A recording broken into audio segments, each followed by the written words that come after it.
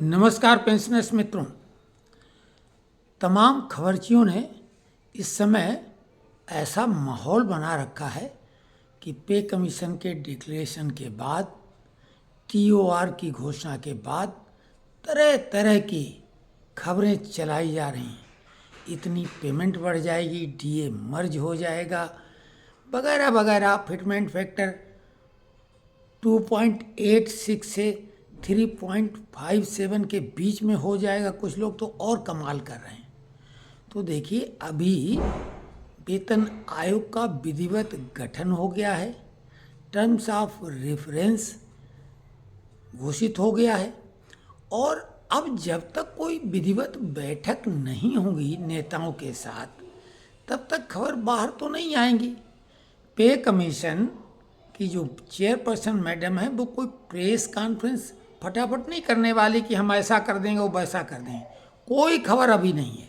हाँ, एक खबर बहुत ज़ोर शोर से चलाई जा रही है, और वो खबर चला जा रही है, वकील साहब हैं वत्सल प्रताप त्यागी, और वो हैं दिल्ली हाई कोर्ट के वकील।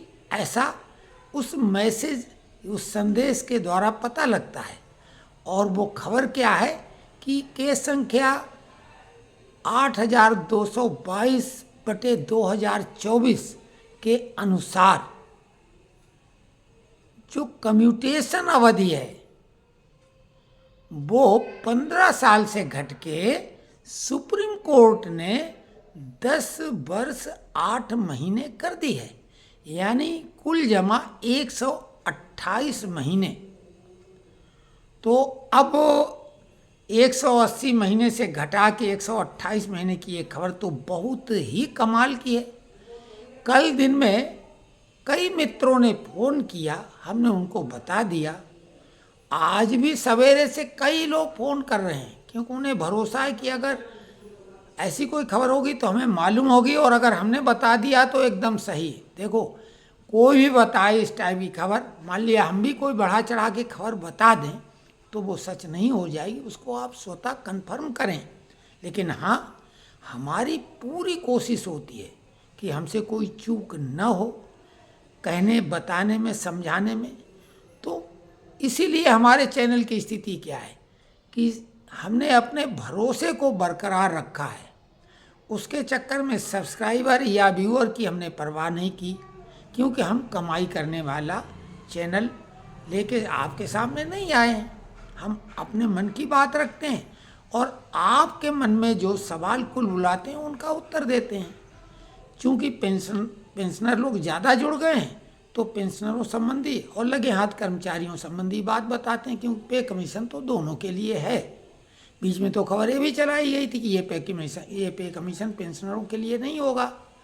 तो आपको हम बता रहे हैं कि 10 साल 8 महीने की जो खबर चल रही, और जो इसमें केस संख्या है, ये राम स्वरूप जिंदल वाले केस की है, जो कि केस हरियाणा, पंजाब और चंडीगढ़ हाई कोर्ट में, तीनों जगह का हाई कोर्ट है वो, उसमें लगाई गई थी।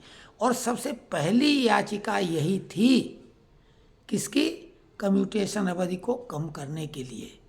तो अब उसके आधार पर लोग मनमौजी खबरें चलाते हैं, और जो ये खबरें जिस माध्यम से चलती हैं, उनका उद्देश्य केवल और केवल है कि आप उन खबरों को शेयर करें, खूब पढ़ें सुनें, ताकि उनकी कमाई हो।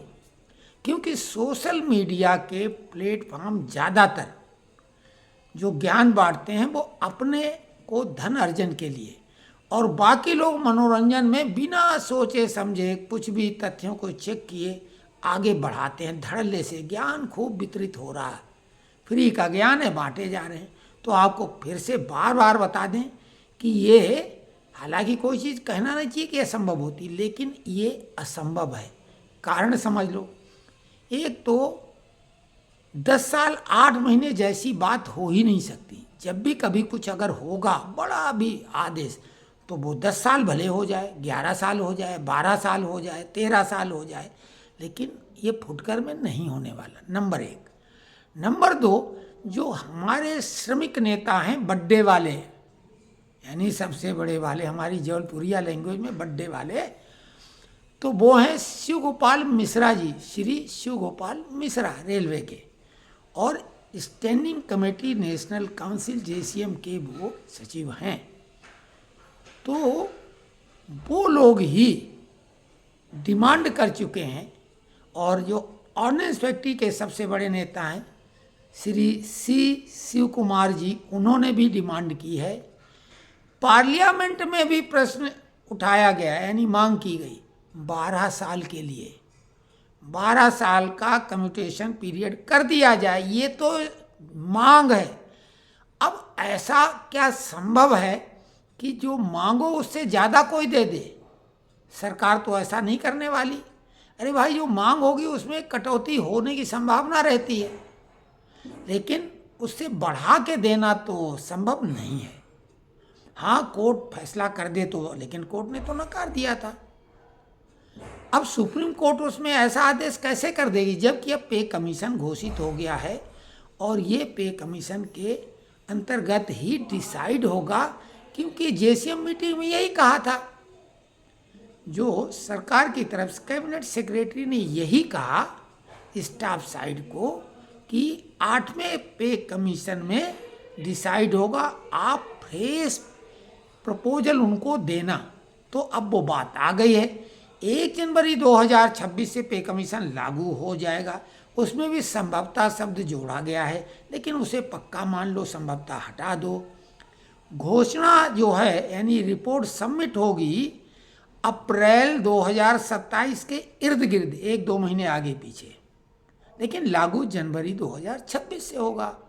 अब इसके अलावा लोग खबरें तरह तरह की चला रहे हैं, फिटमेंट फैक्टर कहाँ से ले आए भाई। दूसरी बात, नोशनल इंक्रीमेंट का कोई अब मामला बचा नहीं। 1 मई 2023 से ही एरियर मिलेगा। जिन्होंने कोर्ट केस किया है, जो पहले जीत चुके हैं उनको मिल चुका है जो कुछ, वो वापस नहीं करना। उसके अलावा डीए मर्जिंग की खबर फर्जी चलाई जा रही है। अरे डीए तो पूरी उसमें शामिल हो ही जाएगी, उसके बाद बूस्टअप किया जाता, बात समझ रहे हैं, और उसी आधार पे बनता है फिटमेंट फैक्टर। अब उसके अलावा लोग बोल रहे हैं वेतन और पेंशन दुगनी हो जाएगी, तो दुगनी नहीं हो जाएगी। ये अवश्य होता है कि आपका बेसिक दुगना हो जाएगा लगभग, ये तो पक्का मान लो, बेसिक पेंशन या बेसिक पे। तो उसमें डीए नहीं, डीए 0 हो जाएगा। तो कुल मिला के सब बातें राम कहानी। हमने जो वादा किया था कि सबसे पहले कोशिश करेंगे कि यानी जल्दी से जल्दी कोई जानकारी देने लायक होगा तो जल्दी से जल्दी आपको जानकारी देंगे, और हमने वो वादा पूरा किया ईश्वर की कृपा से। सबसे पहले हमने ही आपको, आप चेक कर लें वीडियो के टाइमिंग में, सबसे पहले हमने ही टीओआर और वेतन आयोग गठन की जानकारी आपको दी, और पक्के सबूत के साथ भी दूसरे वीडियो में वो लेटर भी जारी किया था टीओआर का, जो कैबिनेट का प्रेस नोट था वो। तो उम्मीद करते हैं कि आप भी इधर उधर की फर्जी खबरें न सुन के थोड़ा भरोसा करो। और इतने फ़ोन आ गए कि हमें मजबूरी में वीडियो बनाना पड़ा। हम नहीं चाहते कि हम बहुत ज़्यादा वीडियो बनाएं। हाँ, एक हमने प्रतियोगिता ज़रूर आयोजित की है, गूगल को चुनौती वाली, ऐसा संभवतः किसी ने आज तक नहीं किया हुआ होगा, तो उसका आनंद लीजिए और बुद्धि विलास करिए।